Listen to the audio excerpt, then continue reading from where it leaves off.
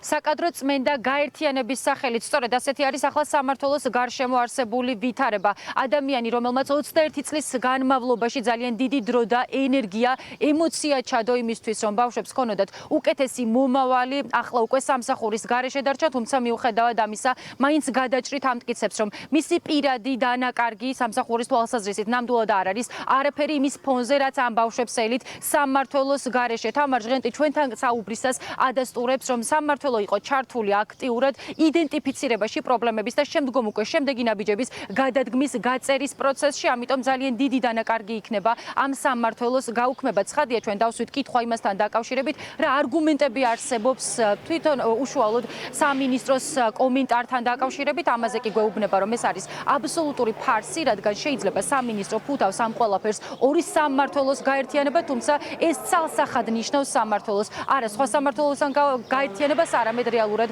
გაუქმებას, რადგან ბავშვების პრობლემები აღარ იქნება ისეთი პრიორიტეტული, როგორც ეს აქამდე იყო. ცხადია, ჩვენ ამ თემაზე ასევე ვესაუბრეთ განათლების ექსპერტებსა და სპეციალისტებს, ისინიც ანალოგიურ და იდენტურ პოზიციას აფიქსირებენ ამ თემაზე და გვეუბნებიან, რომ ძალიან დიდი შეცდომა ეს ყველაფერი და რაც ყველაზე ნიშანდობლივი და მთავარი ამ პროცესში არის ის, რომ როგორც ჟღენტიც გვიდესტურებს, ის იყო პეტიციის ხელმომწერი, აგრეთვე ღიად აფიქსირებდა საკუთარ პოზიციას საქართველოში არსებულ პოლიტიკურ ვითარებასთან დაკავშირებით, პროევროპულ აქციებზეც, ამიტომ არის სერიოზული ვარაუდი და ეჭვი იმასთან დაკავშირებით, რომ მის გათავისუფლებასა და სამმართველოს გაუქმებას აქვს პოლიტიკური სარჩული.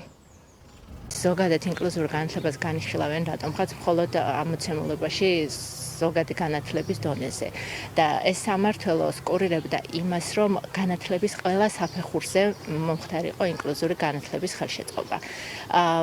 ეს პროცესები ქვეყანაში დაიწყო ნორვეგიის მთავრობის მხარდაჭერით, ძალიან დიდი რესურსი ჩაიდო ყველაფერ ამაში. ძალიან მნიშვნელოვანია, რომ ეს პროცესი გაგრძელდეს და ბავშვებმა, სტუდენტებმა მათ ვისაც სჭირდება დამატებითი მხარდაჭერა მიიღონ ის, რაც მათ ეკუთვნით კონსტიტუციით. ინკლუზიური განათლების სამმართველო დღითიდღე სუსტდებოდა წლიდან წლამდე, სუსტდებოდა ფინანსურად, ფუნქციურად, ადამიანური რესურსების გათვალისწინებით. უკანასკნელი მოჰიკანი ამ სისტემის ინსტიტუციური მეხსიერების მქონე ადამიანი, ისიც გაუშვეს სამსახურიდან და ეს ცარიელი, ფაქტიურად ცარიელი სამმართველო შეუერთეს სხვა დეპარტამენტს იურიდიულად, მაგრამ რა თქმა უნდა, გაერთიანება არ ნიშნავს ეფექტიანობის მომატებას ამ შემთხვევაში, ეს ნიშნავს იმას, რომ უბრალოდ ადგილი მოასუფთავეს, არავის აღარ სჭირდება ამ ქვეყანაში დასავლური ტიპის განათლება, ინკლუზია არის ზოგადად დასავლური იდეოლოგია. შეუძლებელია დღეს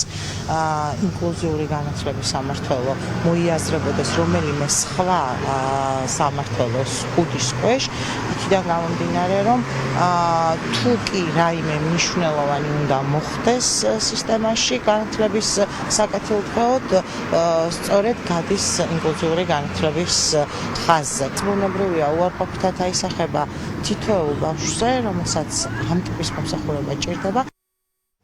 9 ივნისის 3 საათი განათლების სამინისტროს მიმდებარე ტერიტორია. ამ დროისათვის ეს არის ის დრო, როდესაც მშობლები შეიკრიბებიან სამინისტროს მიმდებარე ტერიტორიაზე და საკუთარ სათქმელს კიდევ ერთხელ იტყვიან იმასთან დაკავშირებით, რომ ამ ცვლილებამ მათი შვილების მომავალი ძალიან დიდი კითხვის ნიშნის ქვეშ დააყენა. ისინი ბრძოლას და აქტიურობას აანონსებენ.